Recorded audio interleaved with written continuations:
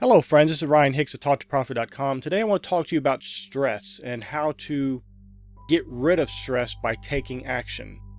I'm going to talk a little bit, then I'm going to have a clip from Amazon founder and CEO Jeff Bezos that deals with stress as well, because I think it's very important to hear from somebody who's been extremely successful, one of the richest men in the entire planet, and to hear how he addresses stress. Because if you do things differently, when I was younger and growing up, and I grew up in a poor family, I grew up around poor people, all I knew was being poor. And the way poor people dealt with stress was to drink. In my family, nobody was drinking or doing drugs, but you saw it all around you. Or they'd go out to eat, or they spend their money instead of saving or investing it.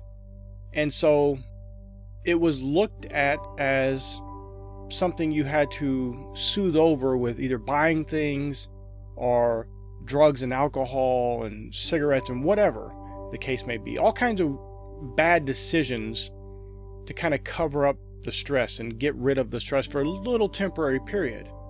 But as you'll see in this clip, and this is something I've told people for years and I learned, was stress is caused by self. The way you approach things, the way you look at things.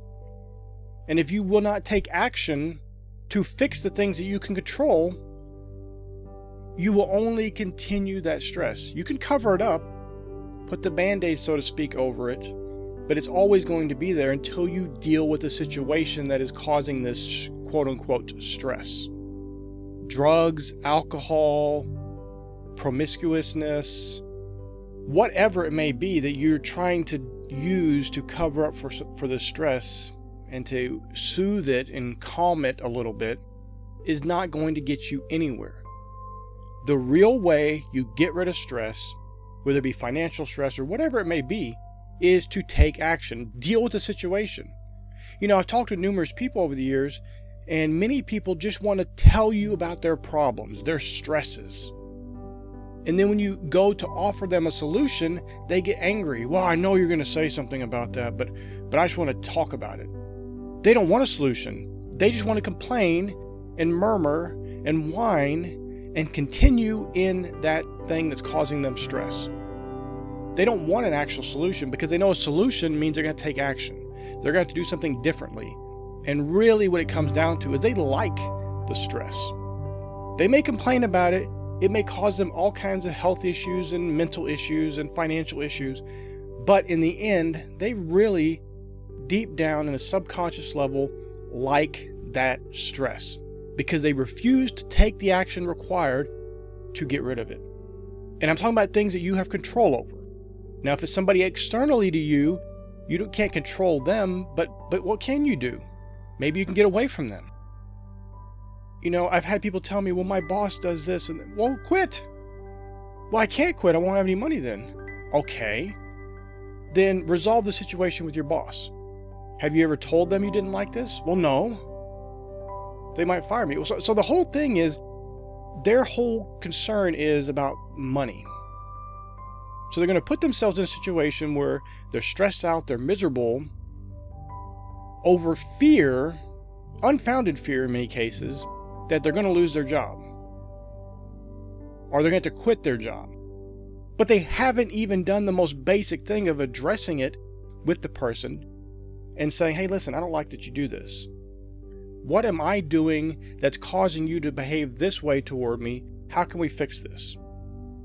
Because you may find out, well, that boss is being what you perceive as nasty to you because you're not performing at the level you need to perform. So he's having his boss be nasty to him, and it kind of goes downhill.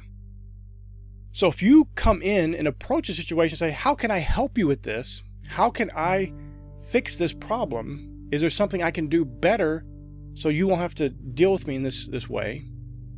You might find out, you might make a good friend with the boss. You might actually help them in a way that completely resolves that stress you had in your life.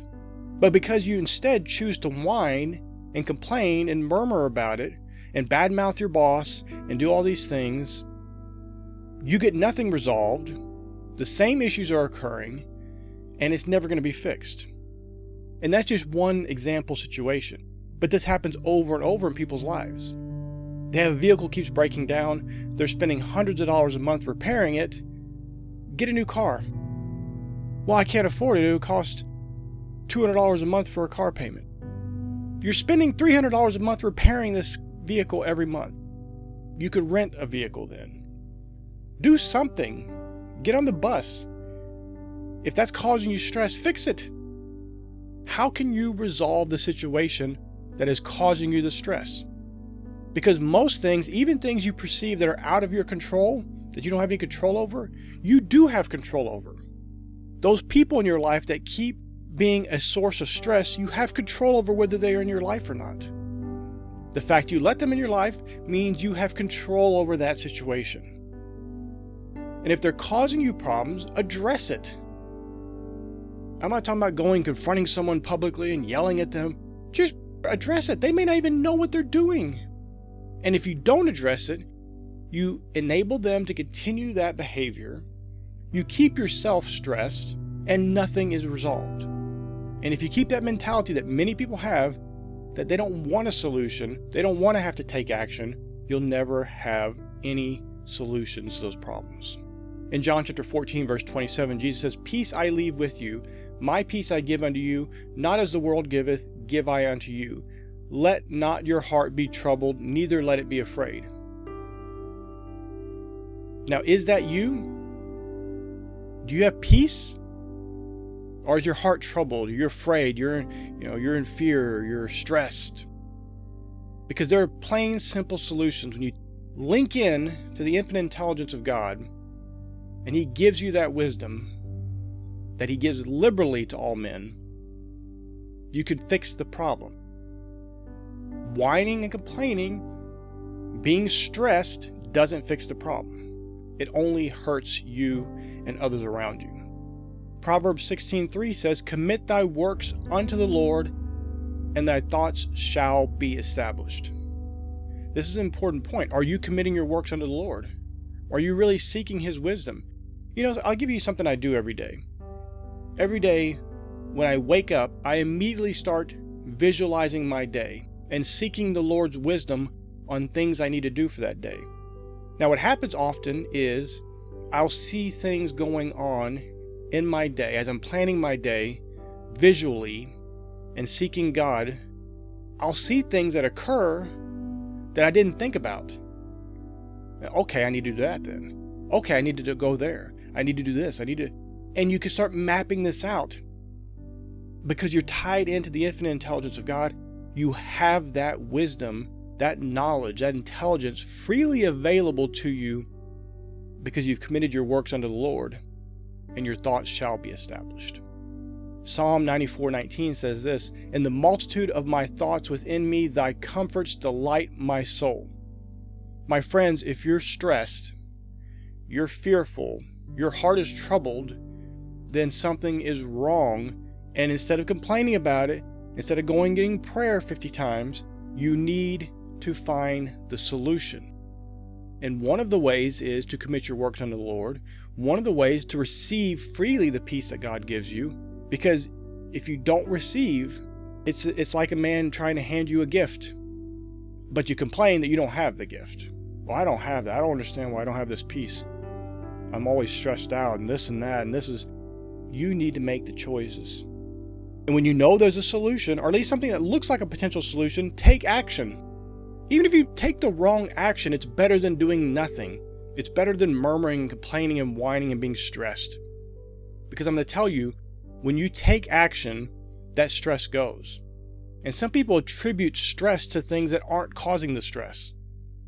And so that leads in perfectly to this clip from Jeff Bezos of Amazon dealing with stress and how to take action to get rid of stress. So watch this clip and be blessed.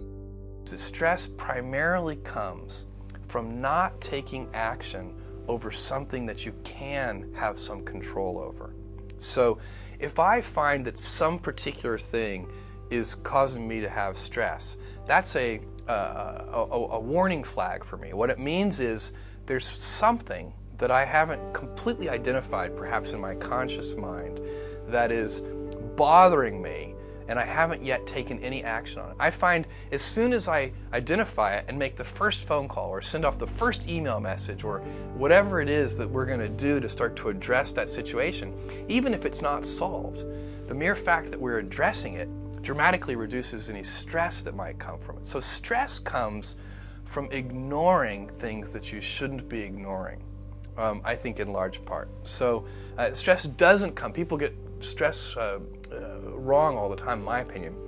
Stress doesn't come from hard work, for example. You can be working incredibly hard and loving it.